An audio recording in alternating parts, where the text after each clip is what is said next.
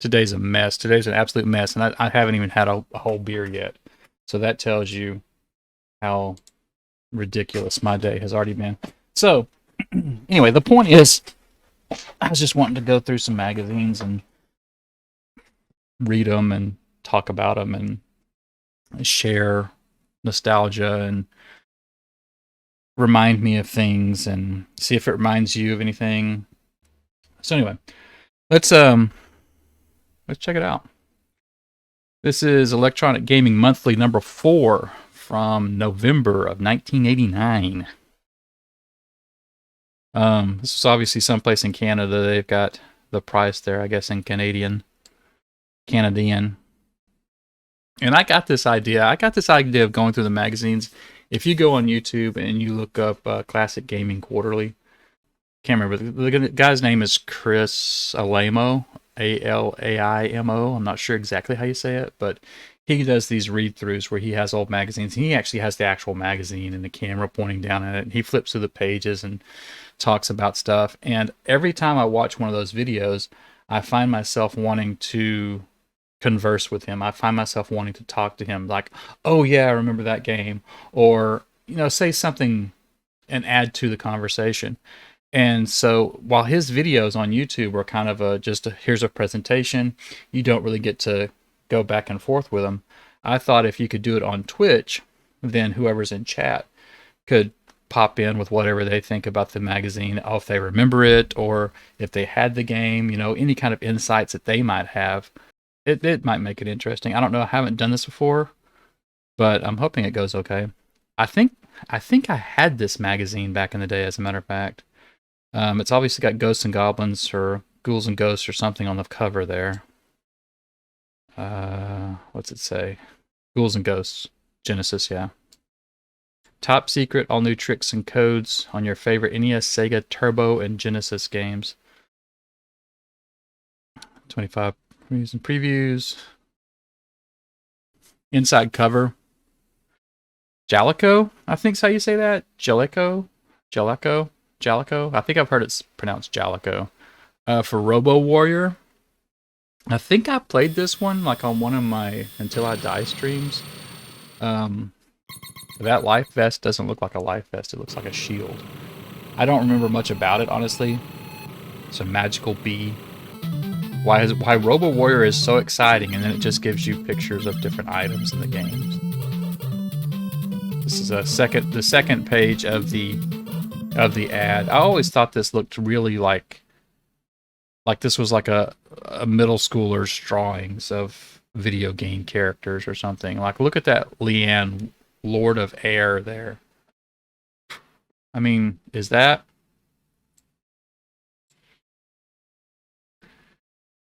That looks like it... Where's its... I don't get where its arms are. It has wings. Does it have one arm or two, or... It looks stupid. It looks ridiculous. And this is something that was professionally made and put into... I will admit, it's probably better than I could do.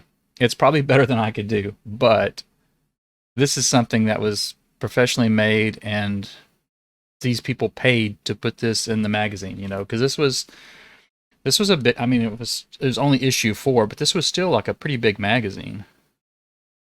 It's weird. It's just, it looks kind of... This stuff over here looks okay. But, like this is... They got the classic little window there for the shiny super bomb. It's always... There's always that 4-paned window when someone's trying to show that someone's shiny. That's another like middle schooler kind of thing or something. It looks... The drawings don't make me think exciting. So anyway, table of contents, kind of just whatever. Capcom ad for Mega Man 2 and Strider. I think that's the NES version of Strider, not the Genesis version, which I haven't played. I have the Genesis version, like cart only. I don't think I've played the NES version. I hear it's not that great, but somebody else would have to corroborate that. Oh my, okay, insert coin. This is the letter from the editor, Steve Harris. The primary reason we devote more attention to the Nintendo systems is in our editorial space, not because we like Nintendo better than Sega, but because there is more to write about. Well, that's true. This is at a time when, this was at a time, you know, when the NES was really just the king, and everything else was not even second place. It was all further back. But the next paragraph starts off with the continuing success of the Master System and the recent release of with the continuing success of the Master System. Did anybody think that in North America, at least, the Master System was a success? I don't think so. Owners of other machines who look forward to the hottest info on all the new games for the Nintendo Entertainment System and Game Boy, the TurboGrafx 16, and the Atari 7800 XE and Lynx don't need to worry. We're behind your machines 100%. Well, I'm glad somebody was, because for several of those machines, there wasn't hardly anybody that was behind them 100%. So anyway, nothing real interesting there. Look at this, Strategy Consultants. Strategy Consultants, U.S. National Video Game Team. Is that still around? Is that still a thing? And were there other national teams? Was there a English national video game team? Was there a German national video game team? Did they compete in some video game Olympics? I know there's esports these days, but this was back in '89. So, okay, moving on. The Power Glove. Sergeant, you still here? There's your man. Everything else is child's play. The Power Glove, you plug it in like any joystick, but the similarity stops there, because now you don't just guide the action, you are the action. 3D sensors track the position of your hand, giving you free-flowing instant response. It's a complete connection, intense and powerful. It's terrible. I had one back in the day, and it was terrible. I couldn't control anything with it. I wish I still had it just for the hell of it, but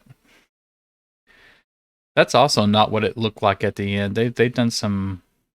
That must have been like a what do you call it? Pre-production or something like that, because it doesn't look like that. I mean, it has a D-pad on it, doesn't it? Like the actual Power Glove. I thought it had like a D-pad. Like you could pretty much hold this and play with just like the controls that are on the back here, like a D-pad and A and B. It does have these. There's like programming buttons or something.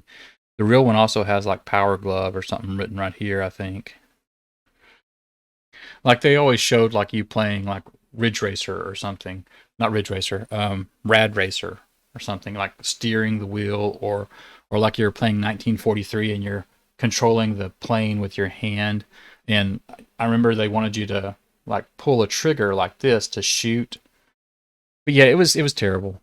I do remember that I pretty quickly found out while playing Super Mario Brothers that if you flip off the television, it makes Mario like kind of tiptoe real slow.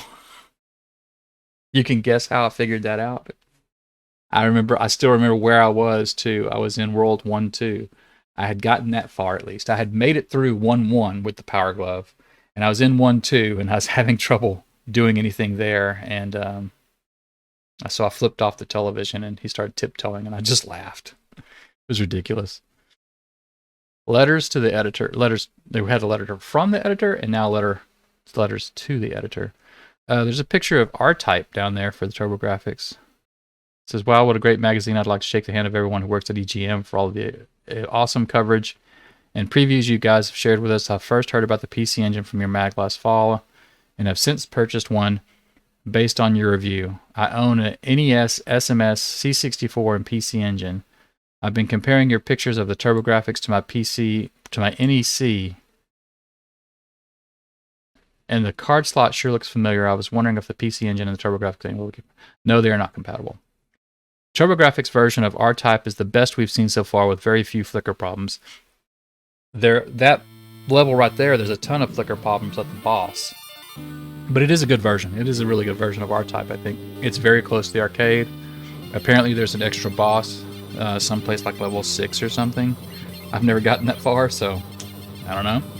But there is flicker problems, and it may be less than some other systems, but there's still some flicker. Man, it's a lot of it needs TurboGrafx questions and stuff.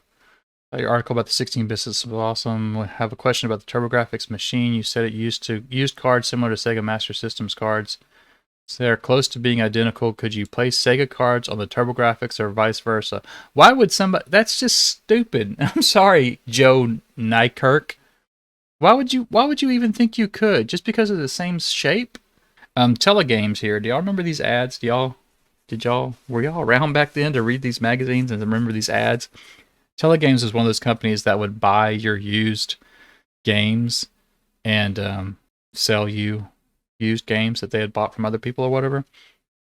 I think later on in the magazine there's a list that shows what they would pay you for your game and what they would sell it for.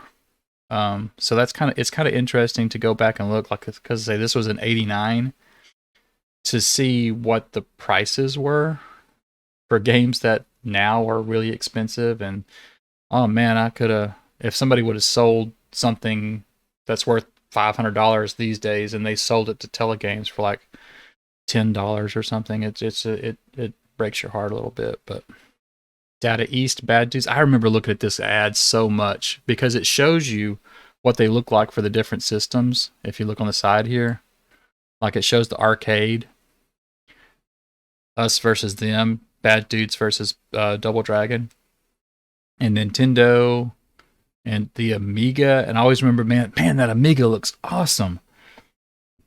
IBM PC, Commodore 64. And then down here, it shows Apple II and Atari ST. Like they don't even have a Double Dragon version for those two.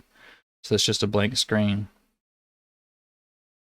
But, you know, the whole idea was that, you know, our game looks better than theirs does.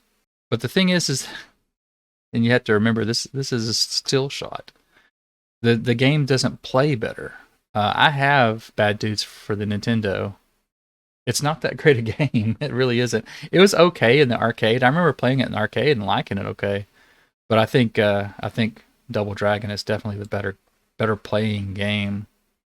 Notice they don't have the Sega Master System on here. I don't think there's a Bad Dudes for the Sega Master System, but there is a Double Dragon. And I think Double Dragon on the Master System is better than Double Dragon on the NES. For one reason and one reason only. You can actually play 2 players on the Sega Master System Double Dragon. Got the reviews here. Speaking of Bad Dudes, it's always interesting how there's an ad right next to a review or something like that. Teenage Mutant Ninja Turtles, I guess slightly above average. Jim didn't like it. The controls in TMNT are too jerky, and it quickly becomes difficult to control your characters. The scrolling also hinders the game by placing you in vulnerable positions. The intermissions are cool, but the rest of this cart is a disappointment. Not a true Konami game. Was it Konami or was it Ultra? It says not a true Konami game. Well, it kind of is and it kind of isn't. Bad Dudes got slightly worse reviews than Teenage Mutant Ninja Turtles. I mean, would you think that Bad Dudes is only slightly worse than Teenage Mutant Ninja Turtles? That Shell Company. A Shell Company, but for turtles. Yeah, I get it. Jim didn't like Bad Dudes either. And I mean, I guess it plays okay. It's just it seems after you've played Double Dragon, where you have, you know, like two planes of movement, you can move left and right and kind of up and down. Bad Dudes, I think, is just left and right. You can maybe jump up and down, but it's just as you can't move in and out of the screen or whatever. So anyway, Bad Dudes. What is that average? Like 6 average and maybe like a 5 average there. Sky Shark, I think that's a shooter. Yeah, shooter. I haven't played that one. Defender of the Crown, haven't played that. It's a strategy game. I've seen it. I think there's a Jaguar version of that. I think somebody came out with a Jaguar version just recently. It's for the Nintendo. It doesn't it doesn't really get great. It's one of those things, you know. It either gets really crappy scores or pretty decent scores. DOTC is very tough. In fact, it may be too difficult for the average gamer, average player. It's addicting and have me going for hours.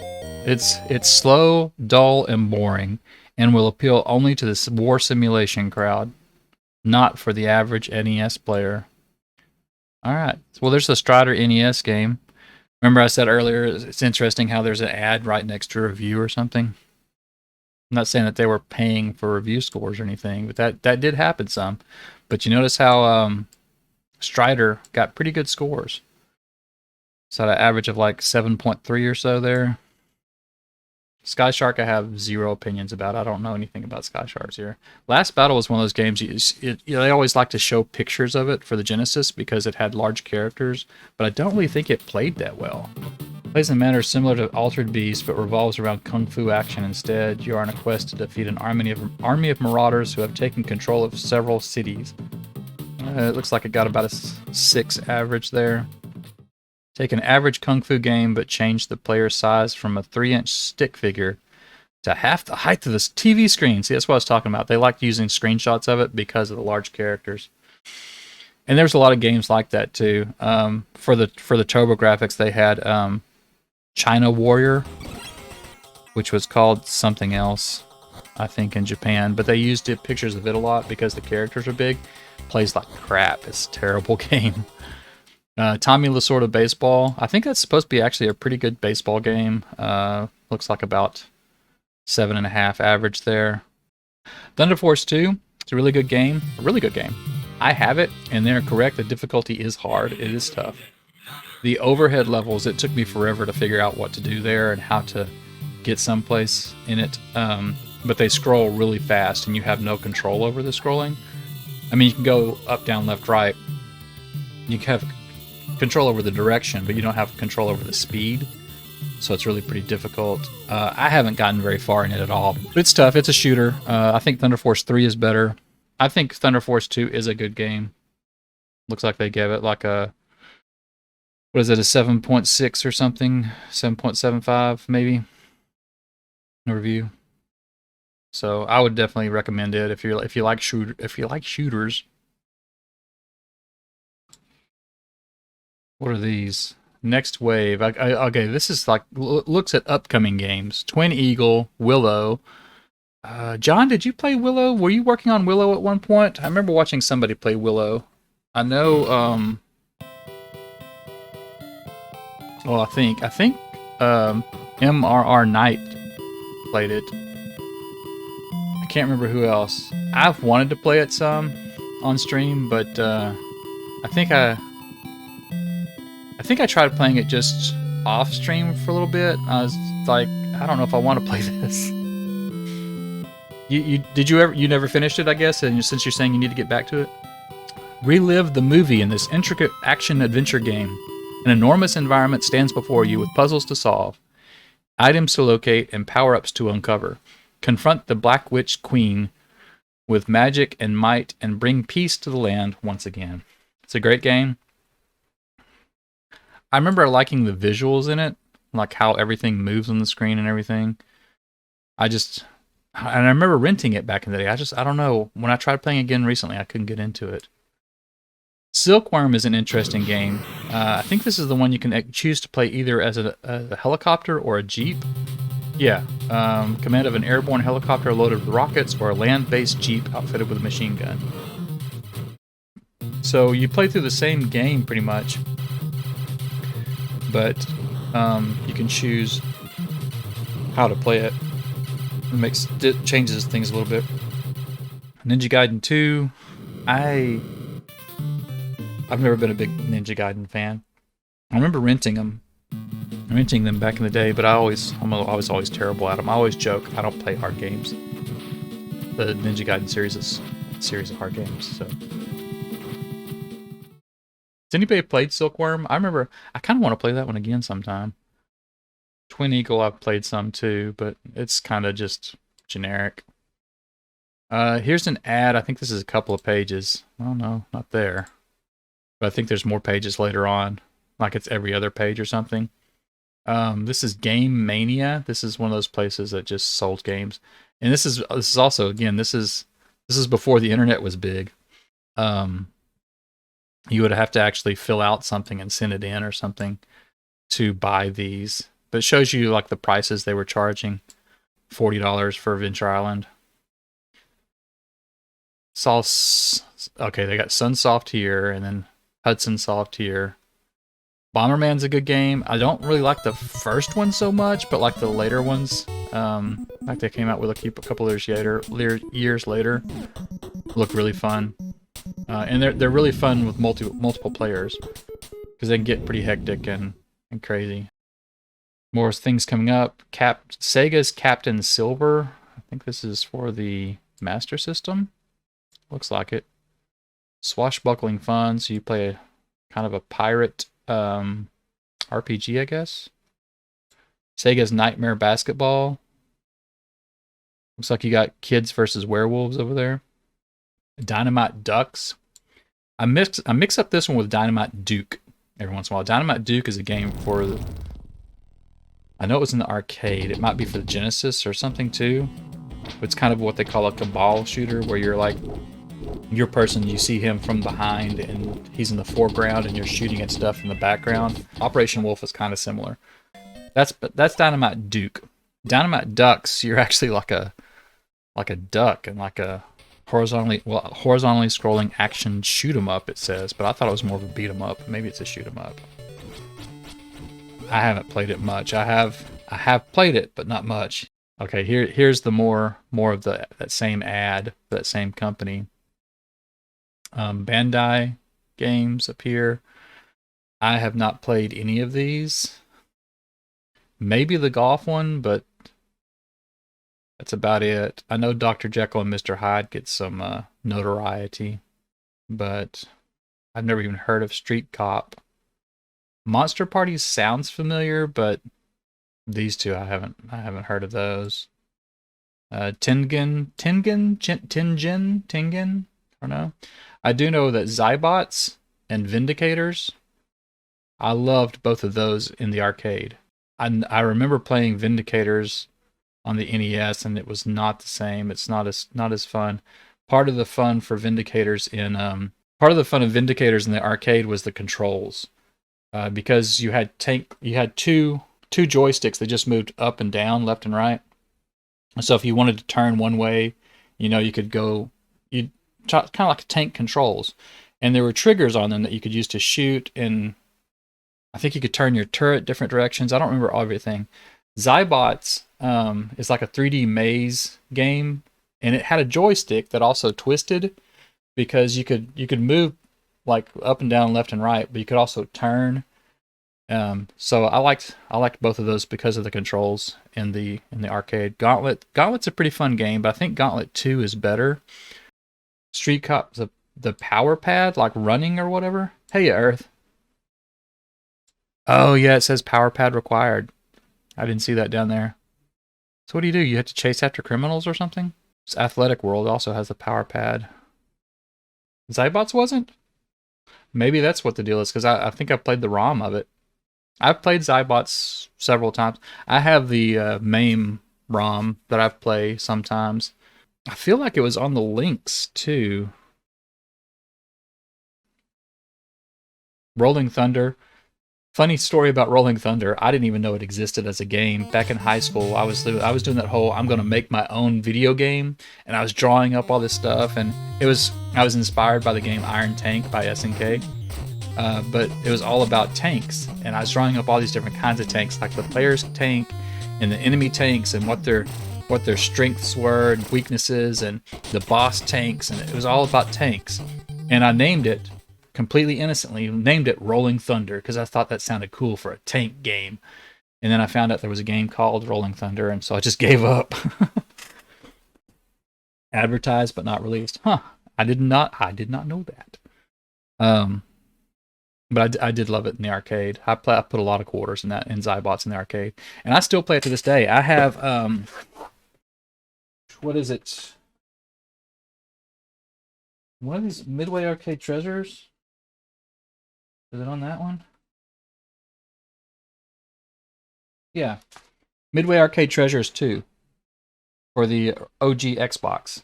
It's probably backwards in y'all's screen, but Zybots is on there. I played it on there, and I played it on main. But it's a fun game. It's a really fun game. Here's another page of that same ad.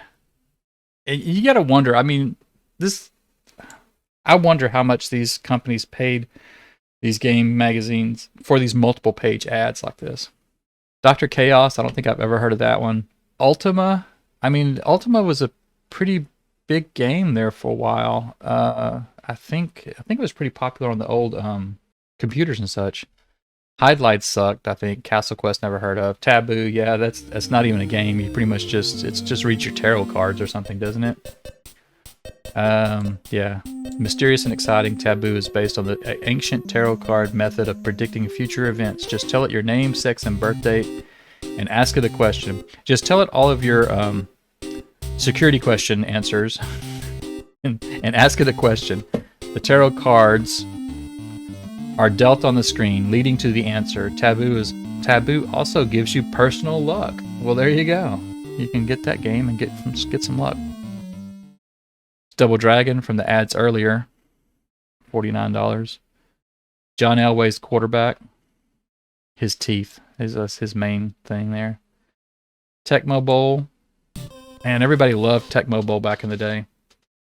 I was never a big football person, but Tecmo Bowl was the shit. I mean, it still is. People still, I think they still make like rosters. Like you could still go online and download Tecmo Bowl with like up-to-date rosters, like the 2020 version of all the games. The what do you call it? All the teams, all the current rosters and stuff. I think you can still do that with Tecmo Bowl. It's still, people really still play that. And there's always the no Bo Jackson rule, no Raiders rule. Tecmo Baseball. I thought this was interesting too. Tecmo Baseball is more expensive than Tecmo Bowl, and I thought Tecmo Bowl was much more popular.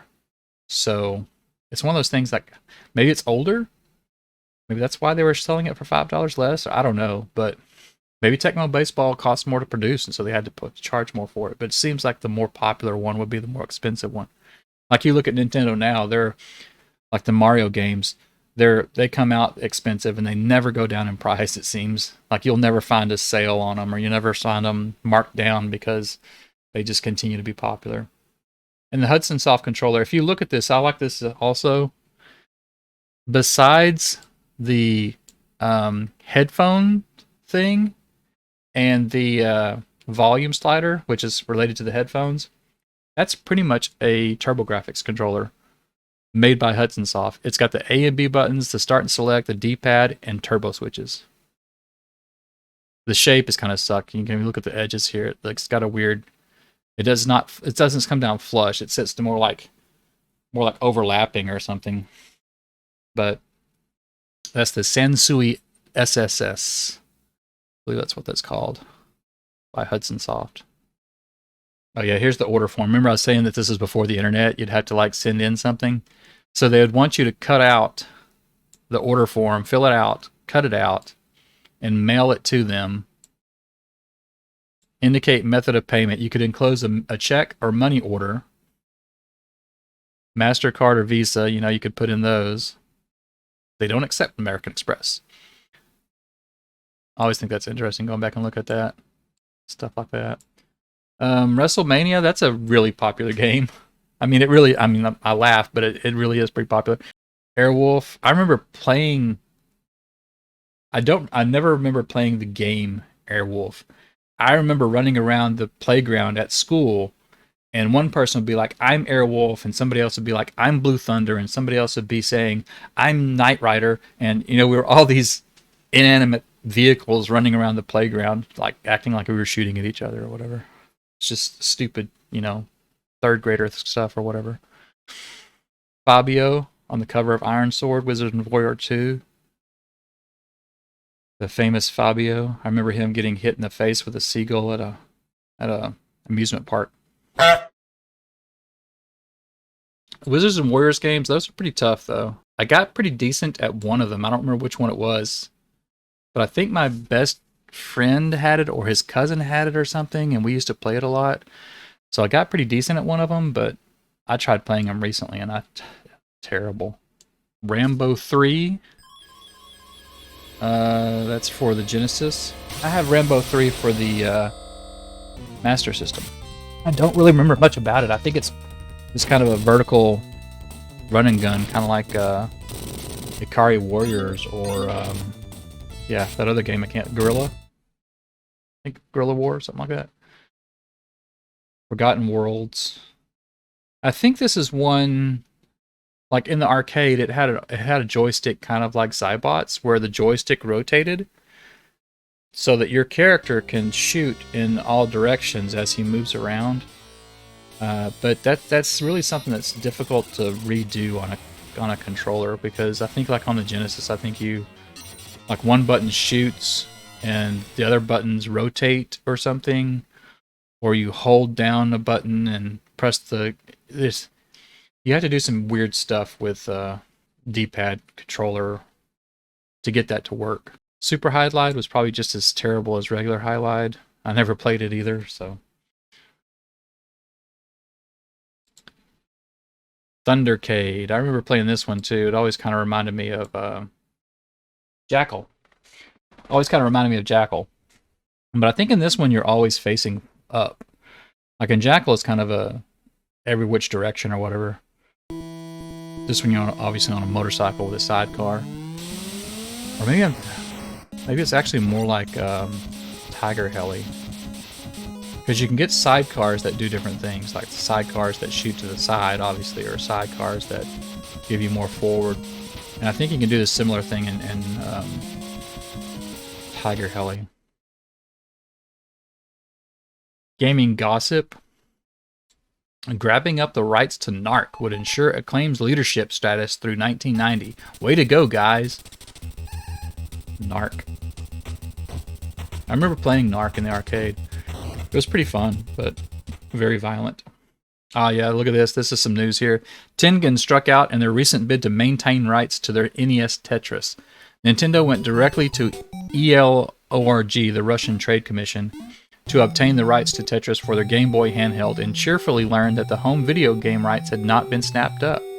With difficulty stirring between the Big N and Tengen at the time, the lawyers at Nintendo certainly saw this as an opportunity to slap Tengen in the face. If you can find the Tengen version, buy it. It is far superior to the upcoming authorized version from Nintendo. But I mean, this was news at the time. This is when this was happening, when Nintendo was making Tengen pull off all their games off the shelf and going to court about it and everything.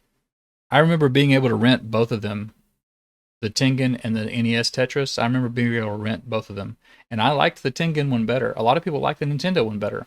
I don't know. I think the Tengen one was better.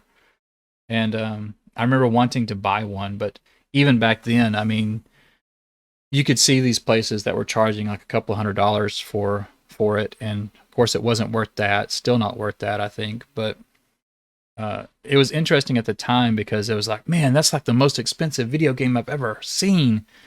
Of course, this was before the Neo Geo came out, where every game was $200 and the system itself was, $500 or something.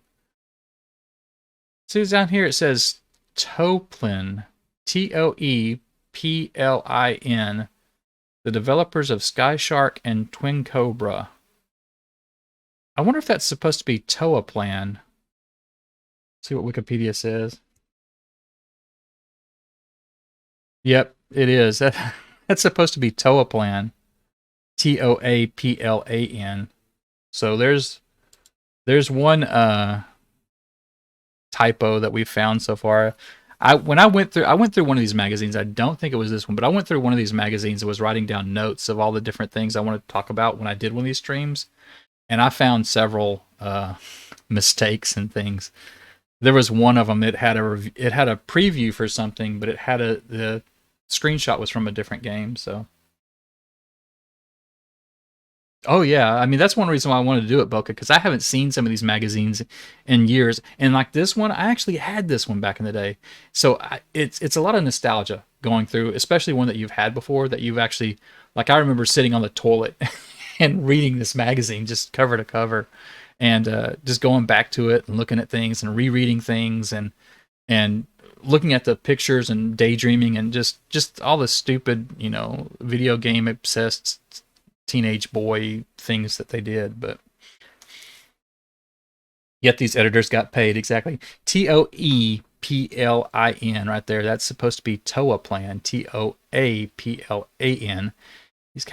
He's having some vowel issues. TurboGrafx 16 will soon start popping up in arcades. Really? Was the TurboGrafx in arcades? I know that's the Sega Genesis. They had an arcade machine, kind of like Matching Coach. Exactly right. I had hair. No, I don't remember it being in the arcade either. I don't remember any games, like maybe in Japan, but I don't remember anything from the TurboGrafx going to the arcade. Now, I mean, the TurboGrafx had arcade games on it. Like, I mean, R-Type, for example, was on the TurboGrafx. There were several games that were in the arcade first and came to the TurboGrafx, but here's our next ad for Taxan Star Soldier. What do you think they're trying to remind you of there? They're not trying to cash in on the Aliens franchise at all, are they? Oh, this is some kind of contest, sweepstakes. Your chance to hobnob with the enemy. First prize, one lucky hero win an all expenses paid trip to Disney MGM Studios, home of the Alien, for himself and his family. I like how they're assuming that it's going to be a boy. Also, it just says the Alien. They don't have any. They can't put anything from the movie Aliens, and this has to look different. I mean, in the back it looks pretty similar. I think they're trying to skirt some lawsuits or something. Girls play video games? Yeah. Since when? Second prize, another Savvy Fighter will receive a Sony portable stereo CD player. One more Galactic Pilot will win a Casio digitizing sampler keyboard. And fourth prize, 100 Electronic Warriors will receive sizzling pre-release copies of the next fast-action Taxan game before they hit the stores. I always wonder, like, if there was some way to go back and see who actually won this, All entries must be received by January 30th, 1990. I'm sure with enough research and contacting people, you could probably find out. But, I mean, even back then, it's like, I wouldn't have entered it. I mean, I don't know what you had to do, but I think you just send in the thing or something. Limit one entry per person, not responsible for postal service errors. Winners will be chosen at random. Yeah, so you just send in that thing and they just randomly pick you out of a hat kind of deal. Behind the screens.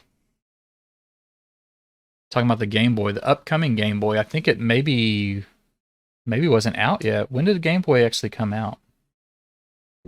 Because this is November of '89. And they would have had to write it before November of '89, of course.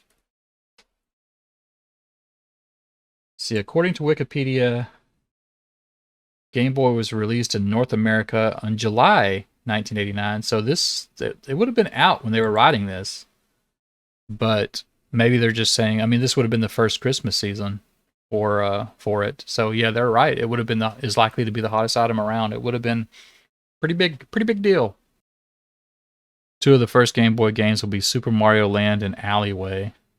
I remember a friend of mine in high school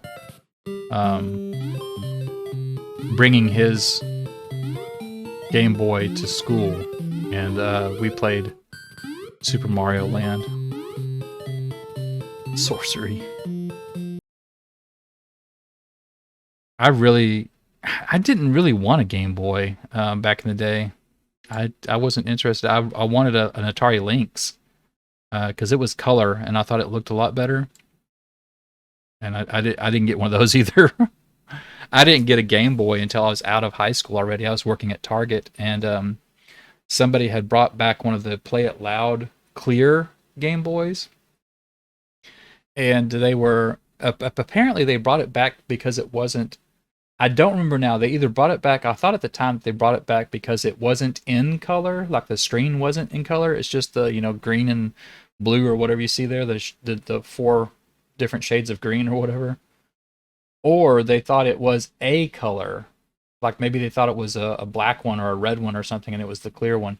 I don't remember, but I do remember that since it was a returned electronic item, they marked it down, and I bought it for cheap, and it was pretty much brand new. It came with Tetris and everything.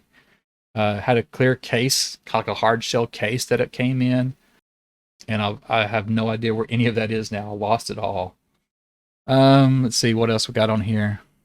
Taito will be introducing 2 titles in the first half of 1990. They're not naming hardly any games on here. I do wonder which games these were, like the Capcom games. What were they? The Acclaim games. What were they? The Taito games. What were they? They're not saying, but it says Konami and Ultra will both be supporting Game Boy. Konami's initial release will be Castlevania: The Adventure. I have that one too, and it's not. I don't like it. I bought it. I don't know if I bought it new, but I bought it at some point, obviously, because I have it. And it's just so slow. It's like you're in molasses. Ultra's first game will be Motocross Maniacs. Never heard of that one. We believe that the ultimate unit will probably be a handheld system that can also plug into your TV. Stay-at-home units will still be the primary vehicle for the next 2 years. That's somebody from Konami saying that the ultimate unit. Now, what does this make you think of? Konami, Emil Heidkamp, believes that the ultimate unit will probably be a handheld system that can also plug into your TV. What does that sound like, huh? Anybody have some system that does that? Stay-at-home units will be the primary vehicle for the next 2 to 4 years. Well, it was even longer than that. Game Boy could very well be the Walkman of the 90s. It was pretty close. I mean, it was very, very popular, but I don't think its popularity was because of the Game Boy or the Game Boy's abilities. I think its popularity was because of Tetris. And everybody wanted to play Tetris. So there you go. Is there more? Nope. There's a better picture of that Sansui SSS controller. Adventure Island. Out of all of these games, the only one I have is Milon's Secret Castle. I don't think I've ever played Adventures of Dino Riki. The first Bomberman was kind of meh. Like I said earlier, I like the later ones better. I like your privacy when playing my video games. Yeah, that's why you stream. Don't give me privacy bullshit. That's why you stream. You should do a stream where you have the everything turned off. Just you can't see the game. All you can see is John in the corner there, and I'm not going to play Adventure Island. I might play it for a level or two, but I don't play hard games. Ooh, the FM Towns. So is it a computer or is it a game system? Revolutionary 32-bit workstation that combines MS-DOS compatibility with exceptional graphics and sound. The end result is the ultimate video game computer system. Towns operates with both 3.5-inch floppy disks and CDs, using the built-in CD-ROM player. So I mean, this is really early for a CD-ROM player. These were really expensive too at the time. Just to get one for your computer at home, like if you just got the ROM and wanted to put it in your computer, I think it was still, like $1,000 or something. The CD-ROM players are really expensive back then. Something like that would be interesting to have, but I don't know how expensive are those these days. Like if I wanted to go out and buy an FM Towns, how difficult would it be to find one in working condition? A Bandai commercial. A commercial ad. This has a lot of the same games that that ad earlier had. Wild Boys is new. I think the other 5 were on there. Wild Boys, is that a game or is it a album? Take a closer look. Japan's PC Engine. Like I said, it's Keith Courage and Alpha Zones. Now that the war is about to erupt between Sega and NEC for control of the 16-bit landscape, both sides are loading their guns with great games like Ghouls and Ghosts and Thunder Force for Genesis, as well as Legendary Axe and Vigilante.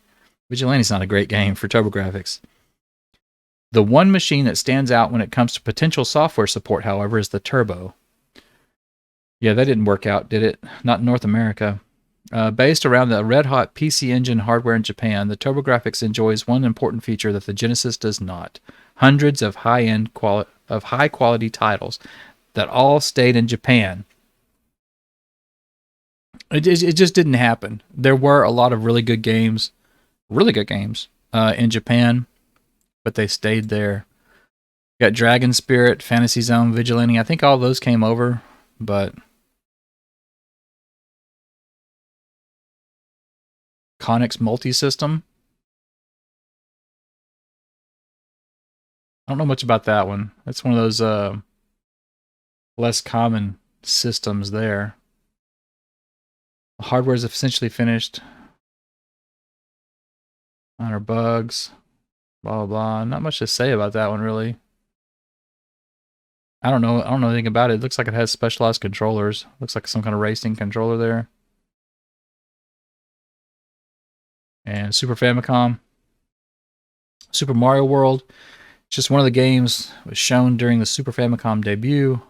Dibbit. This fourth installment introduces Mario to all new adventures and special powers like walking up walls. I wonder if that's actually a... I mean, if you look at that, is that really in the game? Like that screenshot? Because it looks like he's swimming. Or is he... No, he's probably flying. I don't know. I wonder if this is like a composite screenshot that's not actually in the game. Because they did that sometimes on these games. Or they'd have like mock-ups or artist renderings or something. Because it looks like he's in water there to me. Like you look right there, it looks like a water, top of water. It looks like he's swimming, but there's a turtle underwater. I don't know. I just wonder if that's a really part of the game. I'm not that familiar with Super Mario World. I have it, but I'm not good at it. So you could win a Game Boy. What do they got here? Was that Lode Runner? Something? There's Boxel or Boxy Boy or whatever. Golf. Miner 2049er maybe? I don't know what that is. Get the power to move with the Acclaim remote. Infrared screen, infrared remote control for the NES. What are they playing there? Is that Top Gun? What is that? That's not Top Gun, is it? It even looks and feels like the Nintendo controller you already know. I don't know if that's really such a positive. I mean, the NES controller is great, and we all grew up with it, and we're used to it. But there's really a lot more comfortable controllers out there. Now, nothing gets between you and the action, and if it does, you can't play anymore because it's line of sight only. It was such a revolution, I think, when they came out with controllers that did not use infrared. You know, they used RF or these days Bluetooth. So much nicer. Like the Wavebird. The Wavebird uses RF, like a radio frequency. So it doesn't matter if somebody walks between you. It doesn't disconnect or something. WrestleMania, the Hulkster. You've always dreamed of being Hulk Hogan? No, I haven't. Honestly, I've not. Again, I know that's a pretty popular wrestling game. Othello. Don't care a damn bit about Othello. I've never played it and never want to. Oh, here you can subscribe to the magazine. Also get exclusive U.S. National Video Game Team endorsements. Whatever. Super Dodgeball. This used the same little characters as River City Ransom. I forget what they call them. They have a name for those characters, but little big-headed characters. I've never played this. Uh-oh. Ghouls and Ghosts. We got some levels here. And you can see, like I said, they actually took photographs of the screen and had to stitch them together. You can see where the seams are. Now it has the player and top score and stuff, everything at the top. It's another one of those hard games. Like I've tried playing these before and I don't get very far. I may have made it past the first level and that's about it. And that was probably after a good 30 minutes of trying. It's the game of the month. The Tree of Death. I wonder if it's, I mean, is it actually called the Tree of Death, or did they just decide to call it the Tree of Death? I mean, does it even have a name? Did they just make up some kind of thing to make it sound cool or something? A flock of killer vultures rests upon the old and twisted limbs of the tree and attack you when you approach. Look at how many pictures they had to take and stitch together here. I mean, you can actually tell, it looks like they actually took pictures, cut them out with scissors, laid them on the table like a jigsaw puzzle, and then took another picture of the whole thing to put in the magazine. You can tell, it's just, they don't do that in games these days, guys. Start level 2. I don't think I've ever made it this far. I may have made it to these windmills, but that's about it. I mean, I've never seen this. And it keeps going. It does the same stuff. Talks about the wizard up there. Oh, tricks of the trade here. Mylon's Secret Castle. I have that one. To resume your adventure after you have lost your life in Secret Castle, use this helpful tip. So yeah, the hidden continue there. Bastards. Strider for the NES. Cyborg Hunter, never played that one.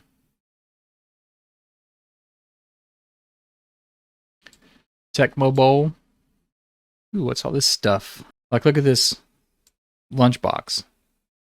$10. Pay $10 and get that lunchbox.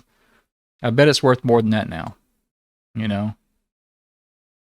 Same thing with these hats.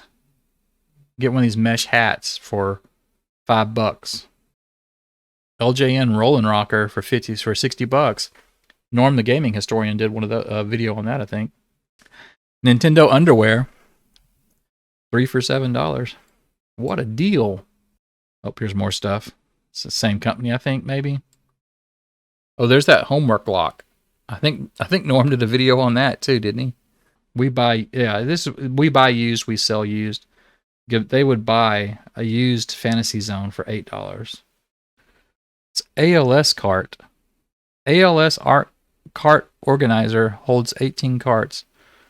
Isn't that Lou Gehrig's disease? What is ALS? Bishu. This is interesting. Here's another typo. They got Bishu spelled correctly, Bishu spelled correctly, and then Bishui spelled incorrectly. Oh, Sega Base System, $100, $110. This is kind of neat. A little arcade thing that you could build here. $230, $250. You just need a 19-inch TV plus your Nintendo, Sega, or Atari system. And you have your own home coin-op arcade, just like the real thing. Don't need no arcade one-up. Just get this from Eclectic. More secrets here. We got Rampage. There's Rambo. Invisibility code on Tecmo Bowl. Cobra Triangle. They don't have a screenshot. They just say, super trick. Win a free game. What can I do to win a free game? Oh, print. I have to send in a tip. I don't have any tips to send in. Homers. Good old Homers. There's your late 80s, early 90s kid right there. Every fifth grader went to school looking like that, didn't he? With his Nintendo hat and shirt on and his cool shades and his torn acid wash jeans. My mom would buy me acid wash jeans. She would not buy me torn jeans. She thought that was stupid. And these days I'm kind of with her. I mean, back then I wanted holes in my jeans, but I got them the old-fashioned way. I earned them. I went out and played and tore holes in my jeans, and his shoes look old. Shoes look well used. Is he wearing gloves? Okay, no. I thought he was wearing like rubber dishwashing gloves or something. That's just the sleeve, the end of the sleeve of that shirt.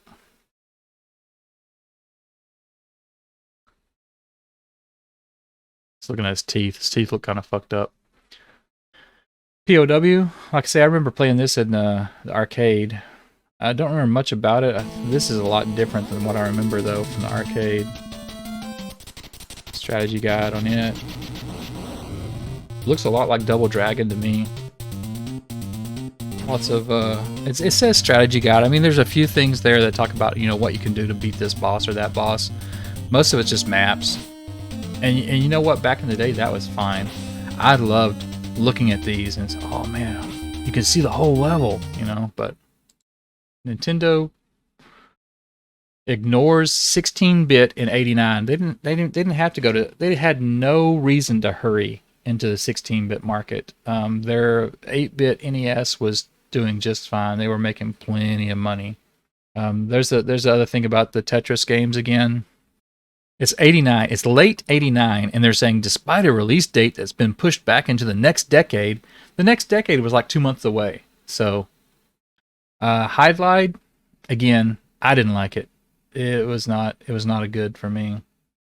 More Bad Dudes, man. Bad Dudes was pretty big in this issue.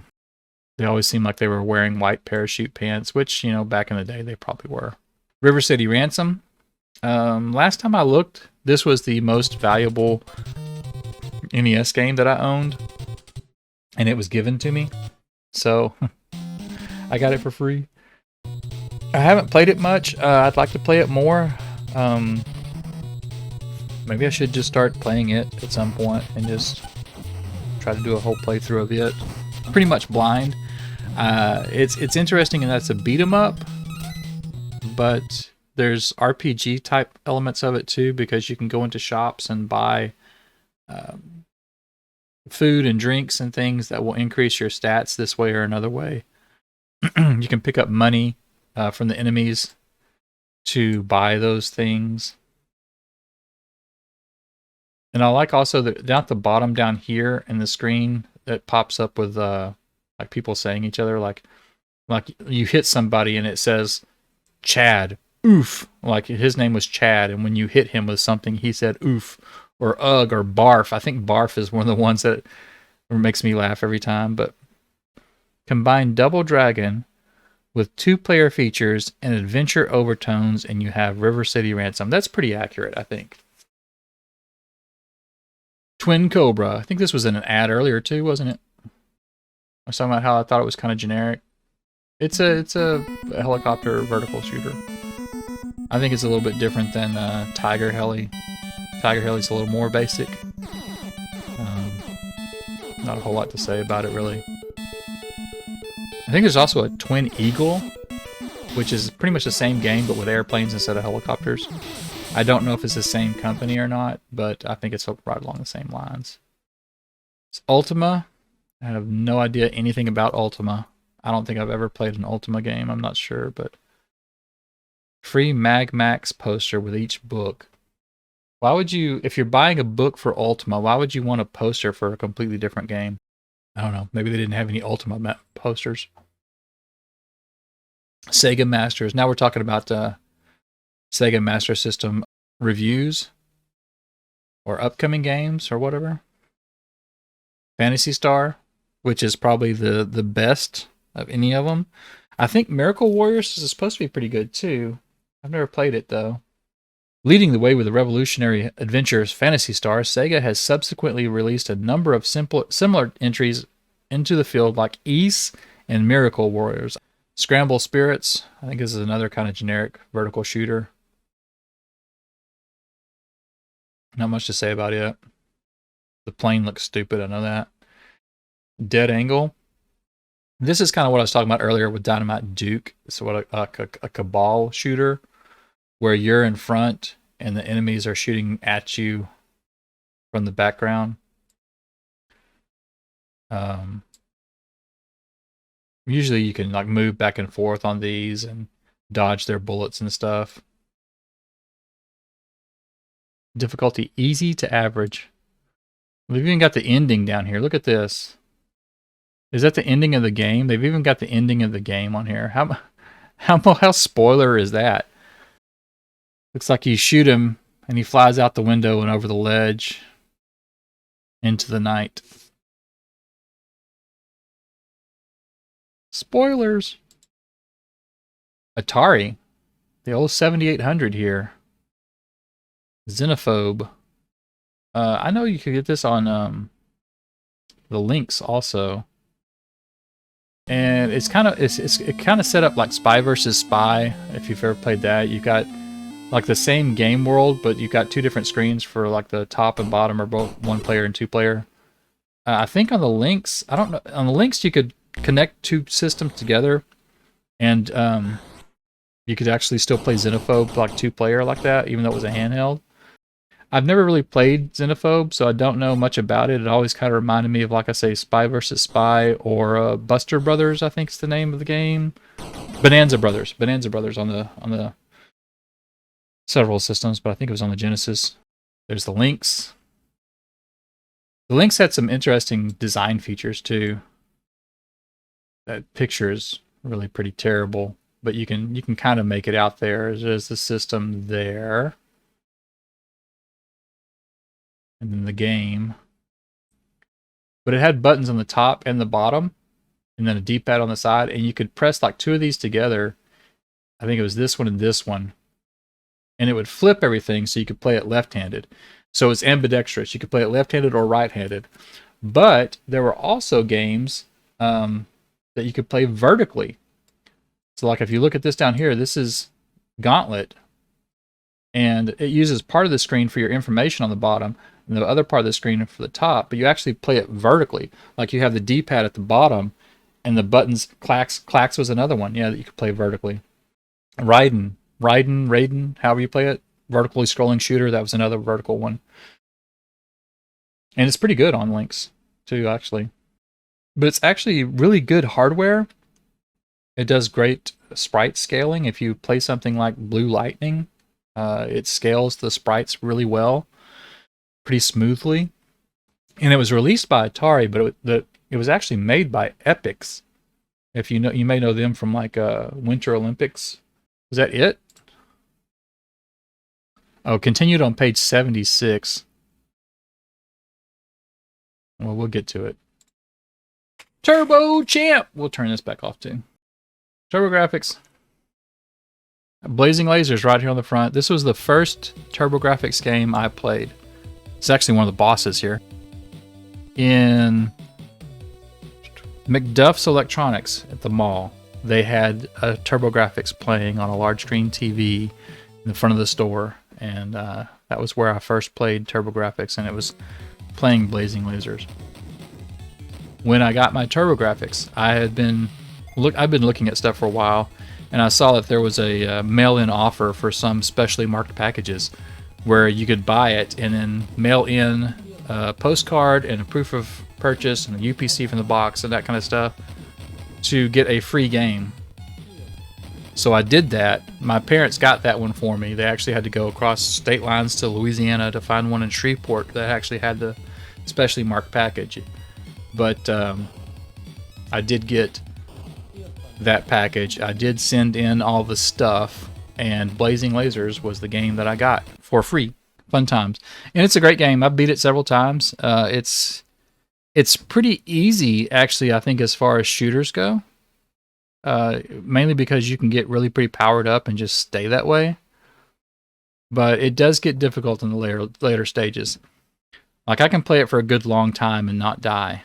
But later stages, I start dying pretty quickly. That seems probably pretty common for any game. What else they got on here? Power Golf.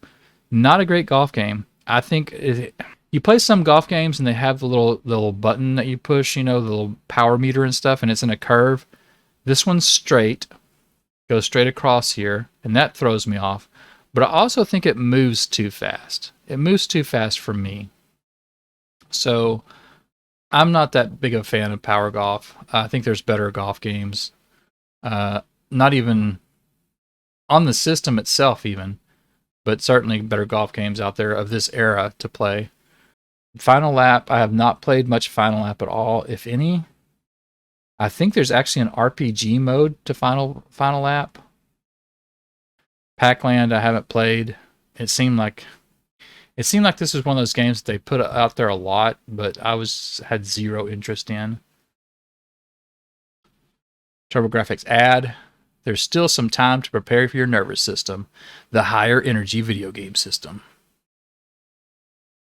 There's the CD, TurboGrafx CD. I can't tell what any of these are. That one, whatever that is, looks like crap. Some kind of fighting game. I don't know. That might actually be Fighting Street. I think Fighting Street was a Turbo CD game, PC Engine CD game. I'm not sure.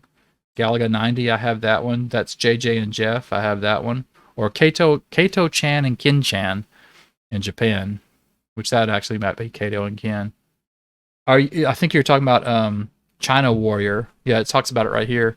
Kung Fu Kick 'em Up that uses extremely large characters.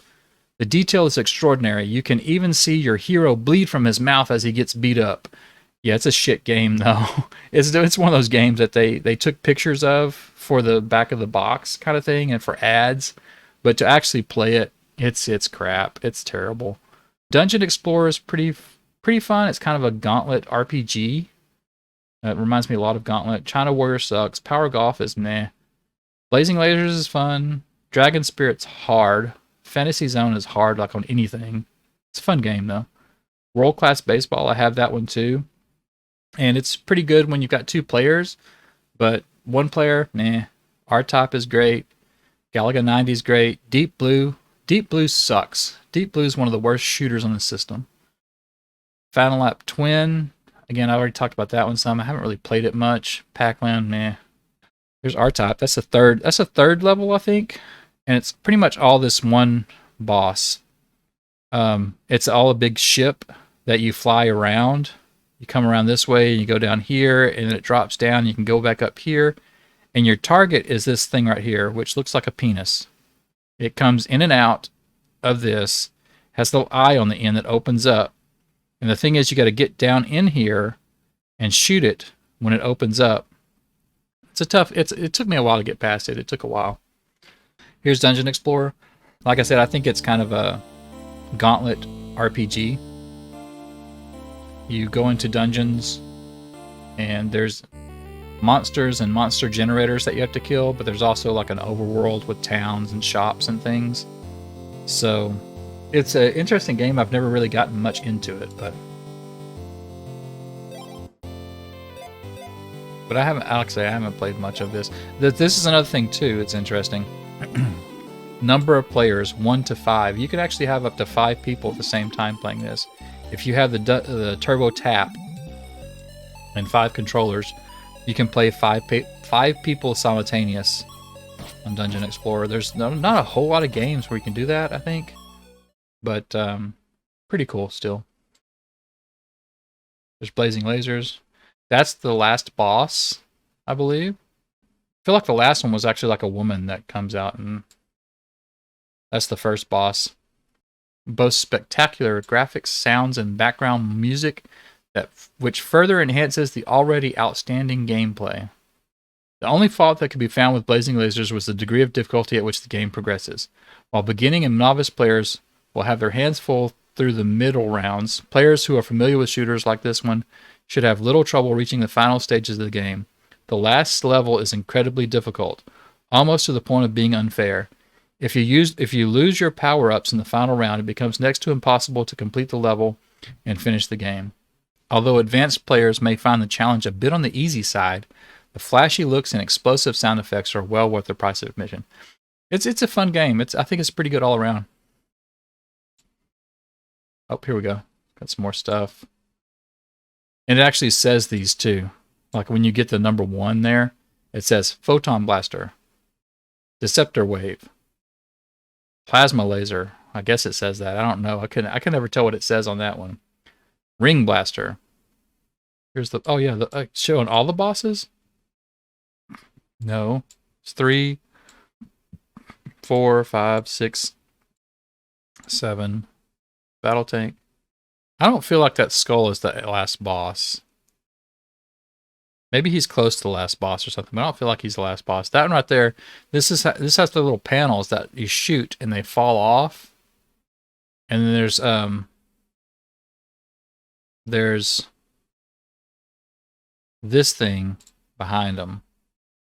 You can kind of see where the panels were here. But this is behind them. So that's Blazing Lasers. Outpost Genesis. The Master System lives on. So they're talking about the Genesis, but really they're talking about the Master System power-based converter. comparing similar scenes in Altered Beast. There, I remember seeing this in ads too in the magazines. Not this one necessarily, but I remember seeing this, how they were showing how the Genesis looked compared to the Master System. They showed this one, and they also showed the final boss of the first level of R-Type. I think. Did they? No, they didn't. Maybe they didn't. I don't think R-Type's on the Genesis, is it? I know it's on the Master System, but maybe it's not on the... I don't know, but I remember seeing them compare screenshots like that a good bit. Power Base is expected to retail in the neighborhood of $40. New Genesis games. A number of new games have been announced. The Sega Mega Drive and the Japanese cousin to America's Genesis. And they may be coming this way sometime soon. Even though they may have different names, both 16-bitters share a common 68,000 processor and hardware system, which makes Mega Drive games essentially compatible with Genesis, blah, blah, blah. Yeah, we already know that. Curse, Heavy Unit, Atomic Robo Kid, that Air Diver, Fiery Violence, New Zealand Story, Super Fantasy Zone, yeah. Phelios, Omega Fighter, Reynos, Basketball, Peacock King 3, okay, Sorcerian, Super Stealth, Golden Axe, Moon Dancer, Dream Island, Truxton, Outrum, do y'all see this?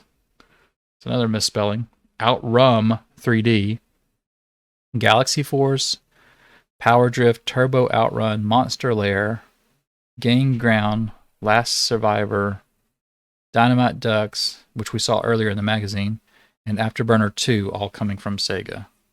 And some of those games, I wonder if some of those never came to North America, or how the names changed, because some of them, like Fiery Violence, like that might have come over here under a completely different name, but I have no idea what Fiery Violence was.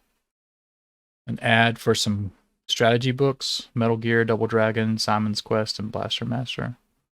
Oh, they have more than one. Okay, so this one just says Beat Double Dragon. But this one says Metal Gear, shows Metal Gear. Then it says Rambo, Iron Tank, and more. Simon's Quest, Life Force, Blaster Master, Spy Hunter. Thunder Force 2. Again, this is a pretty good game. I think it's hard though. I think Thunder Force 3 is easier. I haven't beaten either one of them, but I think Thunder Force 3 is easier. Thunder Force 2 has these overhead sections like in this screen, which, like I said, they scroll really fast, and it's hard to know where you need to go because it's free roaming. You can go in any direction, or 8 different directions, whatever. But even the side-scrolling sections, I think, are hard, and that could just be because I'm not used to them. I don't have them memorized or anything. But I think Thunder Force 3 is a better game. Still, there's more of it. Strategies or tips in there. Game Boy Club. Not the Game Boy's finally arrived. I'm with the video link. Okay. What games could you do? What games use the video link? I mean, obviously baseball and Tetris it looks like, but I don't know. Other 2-player titles include NFL Football and Baseball Kid. I don't know. I don't think I ever had a link cable for any system that you could link up like that. I know there's several systems that you could do that with, but I never had the cable to do that with. So I don't know. I've never played a game like that. So moving on, there's Boxel. It's just a puzzle game. Like I say, there's one called Boxy Boy, I think is what it's called, for the TurboGrafx. It's exactly the same thing. What is this thing though? What's this? Check it out up here. I don't know what this check it out thing is. What is that supposed to be over there? I mean, it looks like something stuck on the top, but what is it and why? It doesn't mention anything in this article. I don't know. It's a mystery. Alleyway, which is pretty much just Breakout or Arkanoid. pretty much just that. New Game Boy titles on the way: Amazing Spider-Man, Baseball Kid, Beetlejuice, Castlevania: The Adventure, side-scrolling action adventure featuring great play. That's a lie. Ghostbusters, Golf, F1, Freddy's Nightmare, Hyper Load Runner. That may be what I was looking at earlier, trying to figure out what the game was. Karateka, Lock and Chase. Lock and Chase is pretty fun. I have that on Intellivision, but it hurts my hand on the Intellivision. So, Motocross Maniacs, NFL Football, Pinball, Revenge of the Gator, Super Pinball. I think that's supposed to be pretty good. I don't know about the Game Boy version, but I think there's an NES version that's supposed to be pretty good. Shanghai, I love Shanghai. I have that on. That's probably my most played Master System game. Some kind of pachinko, Saga, Deathball, Battleship, Puzzle Boy, Mr. Asmic World.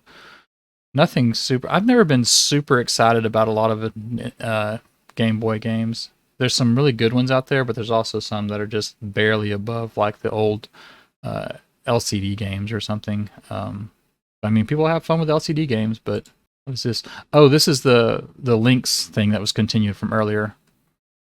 California Games, Electro Cop, and Lynx Rampage Deluxe.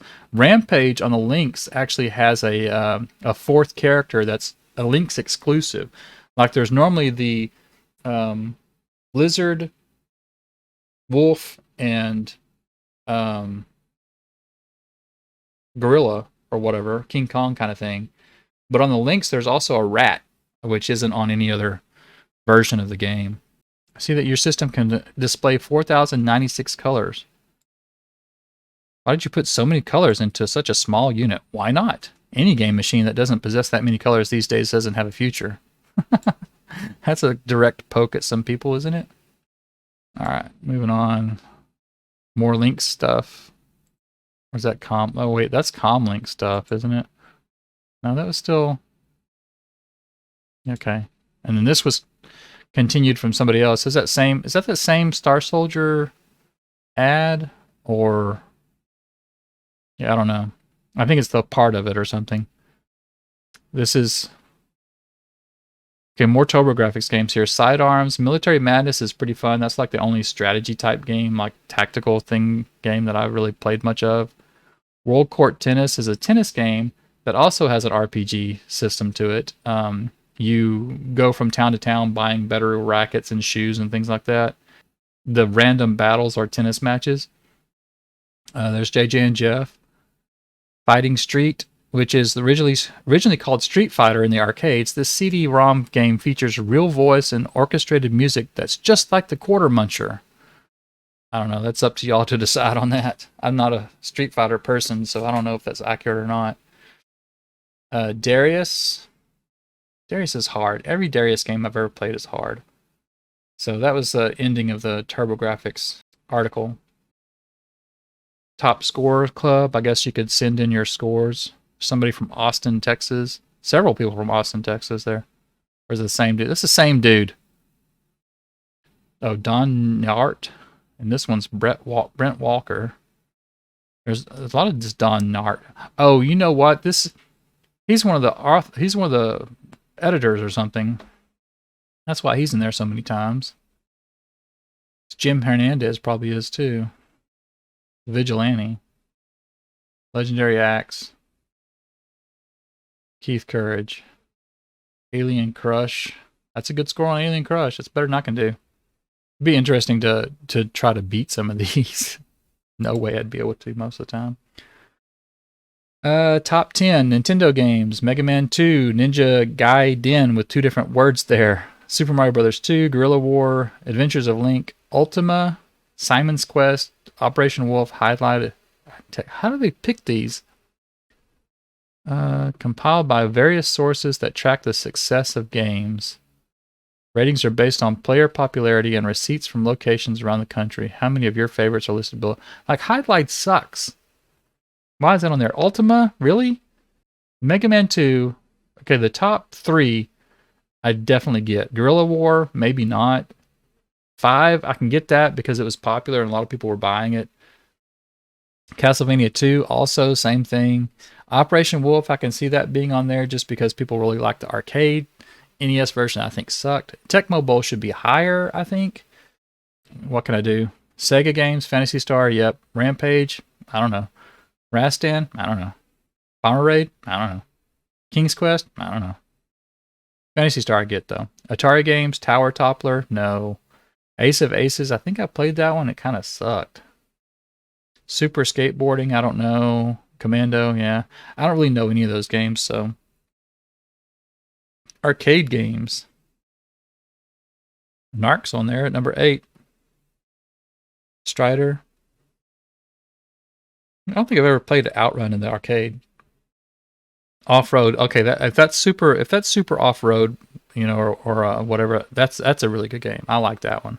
Hard driving, it was really kind of a simulator. I mean, you really had to like watch your speed and all this kind of stuff. There was a stunt driving also that they made, but hard driving, that was really hard. I think it was really hard, especially just being a kid at the time and not having any, you know, experience with driving a car. But off-road, I can definitely see. Operation Thunderbolt, was that like Operation Wolf? I think that was like a sequel to Operation Wolf or something. Arch Rivals, no, that's like a cartoon basketball kind of game. Mechanized Attack, I'm not sure, like a tank game. I don't know. Some of those I can see, some of them not at all. Rastan, top score.